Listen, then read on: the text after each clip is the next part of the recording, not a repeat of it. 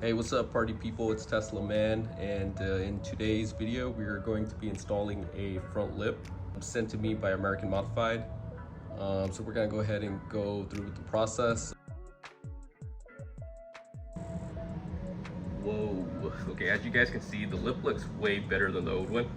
So these are some of the tools I'll be using to do the install.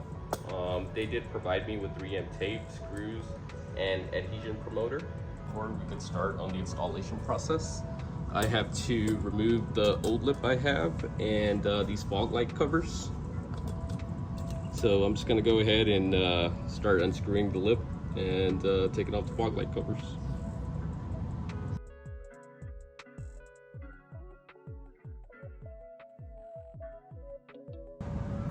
So the next thing I'm gonna do is just apply some 3M tape to these corners. Alright guys, as you can see, I'm just doing a little test fit.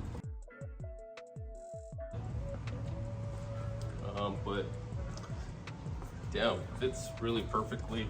The fitment is perfect.